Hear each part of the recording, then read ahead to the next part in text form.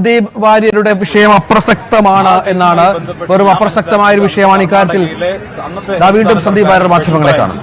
ഒരു അന്വേഷണം നടത്തിയിട്ടുണ്ടെന്നാണ് ഞാൻ മനസ്സിലാക്കുന്നത്. എന്റെ റിപ്പോർട്ട് എന്റെ കൈവശമൊന്നുമില്ല. ആ റിപ്പോർട്ട് പ്രകാരം കേന്ദ്ര BJP നേതൃത്വത്തിന് മനസ്സിലായിട്ടുണ്ടെന്നാണ് ഞാൻ മനസ്സിലാക്കുന്നത്. സ്വന്തം പാർട്ടിയുടെ ഫണ്ട് സ്വന്തം പാർട്ടിക്കാർ തന്നെ അതൊന്നും എനിക്കറിയില്ല.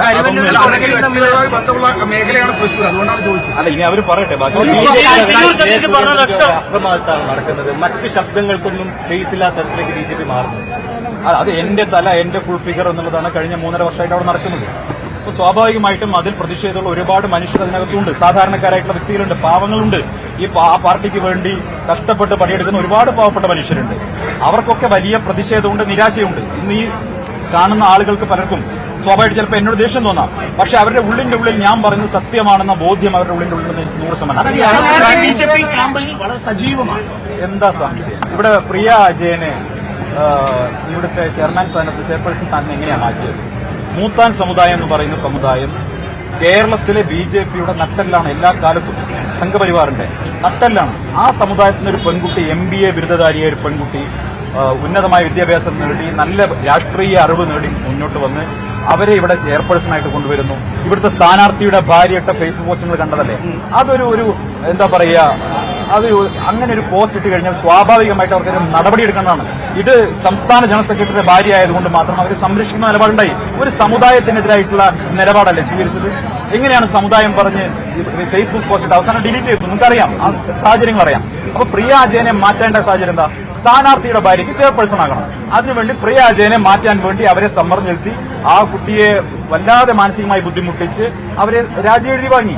അതിനുശേഷം ആ സമയത്ത് പാർട്ടിക്കകത്തുണ്ടായ ചില പ്രശ്നങ്ങളെ തുടർന്ന് സ്വന്തം ഭാര്യയെ ചെയർപേഴ്സണാക്കി മാറ്റാൻ സാധിച്ചില്ല. പകരം മുൻ ചെയർപേഴ്സണെ തന്നെ വീണ്ടും കൊണ്ടുവന്ന് ചെയർപേഴ്സണാക്കേണ്ടി വന്നു. അതാണ് യാഥാർത്ഥ്യം. പക്ഷെ കാലങ്ങളായി BJPയോടൊപ്പം നിന്ന മൂത്താൻ സമുദായത്തെ വഞ്ചിക്കുന്ന നിലപാടാണ് ഈ നേതൃത്വം ചെയ്തത്.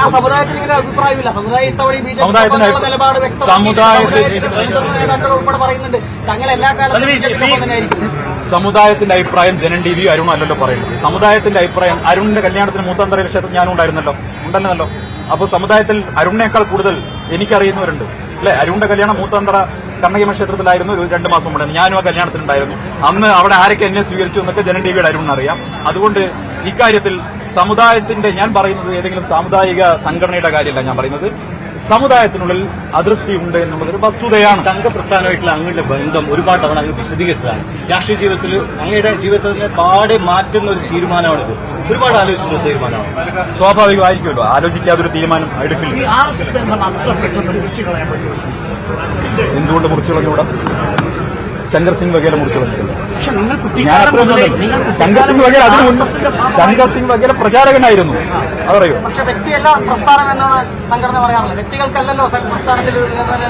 എന്നൊരു കാര്യം നരേന്ദ്രമോദിയെ മാറ്റി നിർത്തി ഇലക്ഷൻ മത്സരിക്കാൻ പറ. വ്യക്തിയാണ്. എനിക്കിപ്പോ രാജ്യത്തെ പൊതുജനങ്ങൾക്കുള്ള അഭിപ്രായമാണ് ഇപ്പോൾ ഉള്ളത്. ആ അഭിപ്രായം എന്താണെന്ന് അറിയാലോ. രാജ്യത്തെ നിലവിലെ സാഹചര്യത്തിൽ ജനങ്ങൾക്കിടയിൽ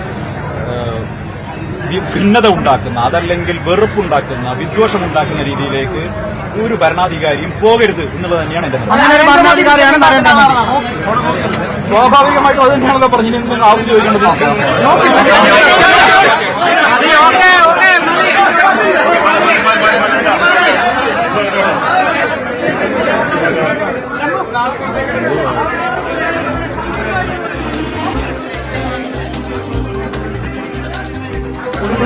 സന്ദീപ് വാര്യർ മാധ്യമങ്ങളെ കാണുകയാണ്.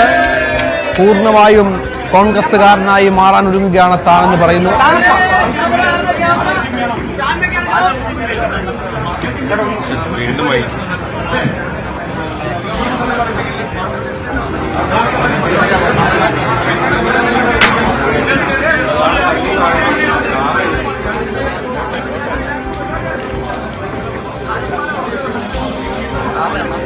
ആർക്കറിയാം?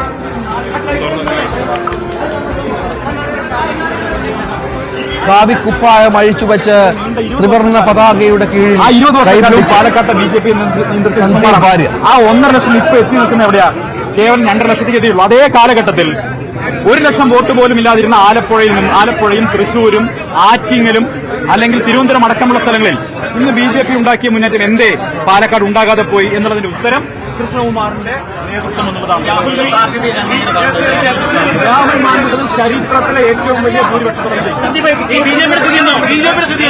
ഒരു ചലനവും താങ്കളുടെ മാറ്റം ഉണ്ടാക്കിയില്ല. മുറുകെ പിടിച്ചോട്ടെ എന്നാണ് ബിജെപിയുടെ സ്ഥിതി എന്താവും? ബിജെപിയുടെ സ്ഥിതി എന്താവും? ബിജെപി സ്ഥിതി എന്താവാം? ഒരു മാറ്റം കൂടി രാഹുൽ എന്തൊക്കെ ചെയ്യണം?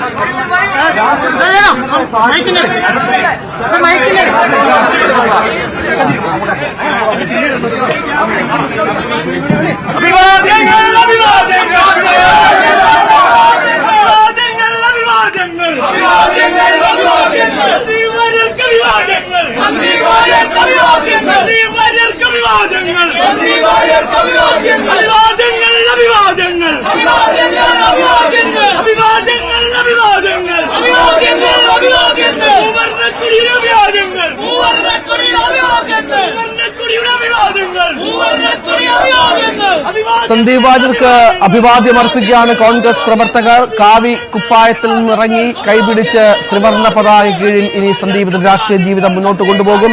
ഒരു സമയത്ത് കോൺഗ്രസിനെ അതിശക്തമായ ഭാഷയിൽ വിമർശിച്ചിരുന്ന, രാഹുൽ ഗാന്ധിയുടെ വിമർശകനായിരുന്ന, റോബർട്ട് വദ്രയുടെ വിമർശകനായിരുന്ന നരേന്ദ്രമോദിക്ക് വേണ്ടി വാദിച്ചിരുന്ന സന്ദീപ് ഇനി നേരെ തിരിച്ചുള്ള രാഷ്ട്രീയം പറയും എന്നുള്ളതാണ് ഏറ്റവും പ്രധാനപ്പെട്ട കാര്യം. TG സജിത്ത് തുടരുന്ന സജിത്ത്, രാഷ്ട്രീയം മാറുകയാണ് സന്ദീപിന്റെ. അവിടെ രാഹുൽ മാങ്കൂട്ടത്തിൽ വലിയ ഭൂരിപക്ഷത്തിൽ ജയിക്കുമെന്ന് പറയുന്നു. പക്ഷെ BJP അതിനെ നിസ്സാരമായി എടുക്കുകയാണ്. അപ്രസക്തമായ കാര്യമെന്നാണ് BJP സംസ്ഥാന അധ്യക്ഷൻ K സുരേന്ദ്രൻ പറഞ്ഞു വെക്കുന്നത്. പക്ഷെ അങ്ങനെ തള്ളിക്കളയാവുന്ന ഒരാളല്ല സന്ദീപ്. പാലക്കാട് രാഷ്ട്രീയത്തിൽ BJPക്ക് എഴുത്തള്ളാവുന്ന ഒരു നേതാവുമല്ല സന്ദീപ് എന്ന കാര്യം സംശയമില്ലല്ലോ.